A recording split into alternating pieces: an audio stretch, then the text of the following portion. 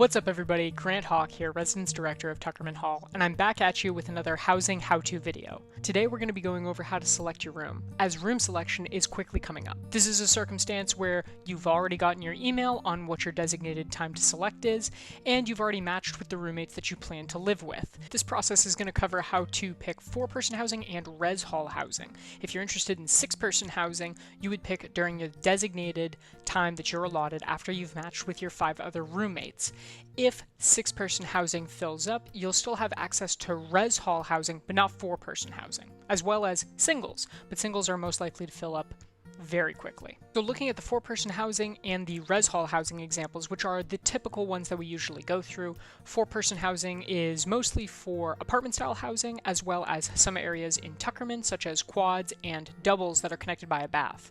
And then 2-person housing is traditional res hall style housing, such as places like Newcastle, Kingston, and Washington Hall. In this situation, Paul is going to be the person who's going to be placing his roommates. Make sure that you're communicating with your team so that you know exactly who's going to be picking during your designated time. If you have more than one person from the same team trying to pick the same room at the same time, you will most likely end up with an error. And when that occurs, there is a chance that you could be pushed to open housing selection. That's at the end of the housing selection process, where essentially the rooms that are left over are rooms that you can pick from. So make sure that you have one person selecting at your designated time, whoever that may be. Just make sure you're communicating with your team. If you need more information about housing prices, I'll be sure to link that in the description of this video. Okay, so I think that should be everything. Let's jump into the screen recording now.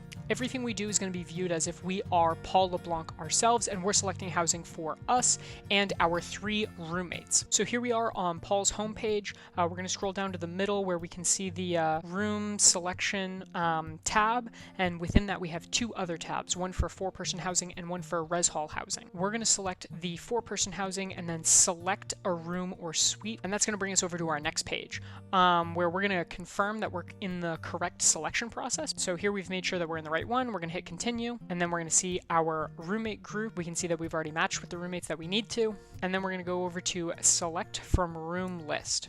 We're going to be able to filter what hall we're interested in, as well as what floor. If we only filter by the hall, it will show us all rooms available in that hall. And so if we click on 101A, it'll give us the 3 other rooms for that apartment. And Paul can go ahead and place his roommates in each of those rooms, because Paul is the only person selecting for his team. So Paul places his 3 other roommates, hits submit room selection, and that's it. Paul has officially selected 101A. That is going to be for him and his 3 roommates, and they are squared away, they're ready to go. And when he goes back to his homepage, he'll actually see his assignment as Conway 101A, and he will see his 3 roommates that he's been matched with and what rooms they'll be in as well. So that was for the 4-person housing for Conway, the apartment style housing, similar to Monadnock.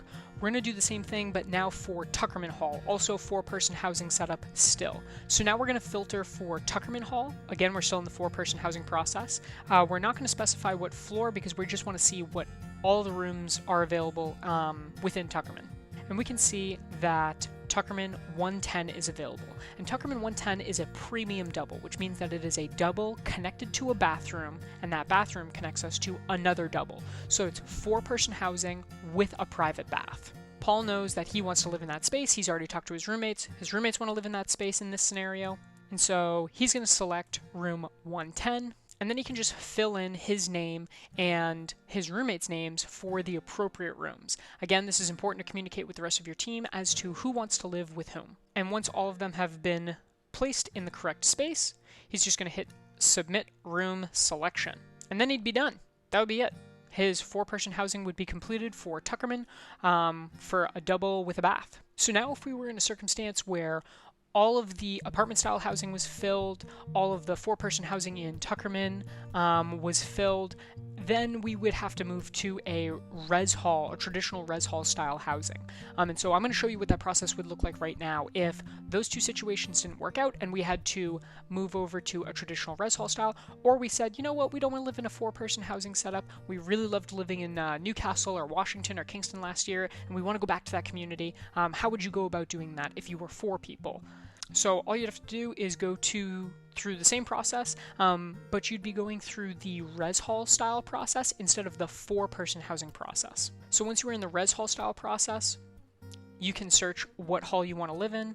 In this situation, we're going to use Newcastle, and Paul's just going to scroll down and he's going to say, okay, I want to live in 204. So Paul selects the room 204. He's going to see all the rooms that are available on the second floor there. So he needs to make sure that he is selecting the correct rooms that he and his friends want to live in. So Paul's going to pick 204 for himself. He can see his name's already pre-listed, and he's going to live with Petey Penman, so he's going to list him there as the roommate for 204, and then place Tyrone and Gabe in room 205 to live next to them. Once the 4 people are placed within that room, he can just scroll down to the bottom, hit submit room selection, and then he gets the confirmation right there on the screen that he has been placed in the correct room. And if we go back to the home page of Paul, he can go back to the assignments section of the home page and see that he's been placed in Newcastle, and his roommates have been placed in Newcastle as well. The final situation I want to go through is if part of a room is already filled by somebody else. We're going to label that person here as future friend. And so if a future friend has already claimed one of the beds within a space, you can still occupy that space with that future friend. In fact, I encourage you, if you are somebody who is interested in a single and you're interested in expanding your friend group, think about trying to room with somebody who has already occupied a space that you might be interested in. This is going to be a circumstance for a lot of people, honestly. Somebody who might be interested in a single, isn't able to get one, goes in to look at doubles, consider placing yourself with someone that maybe you haven't met before. They could be a lifelong friend. And so in this situation, let's just jump in real quick and look at what this final situation looks like. So here, Paul is going to be placing himself with a future friend because somebody has already filled the room that he was interested in Kingston Hall.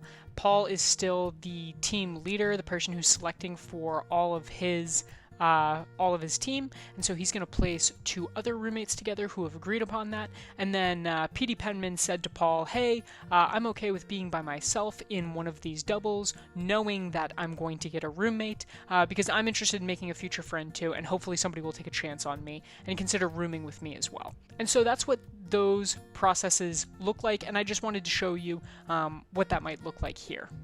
So we went through 4 different housing situations, one in an apartment style in Conway, a 4-person housing setup in Tuckerman, 2 doubles for 4 people in Newcastle, and then technically 3 doubles in Kingston where one space already had somebody living in it.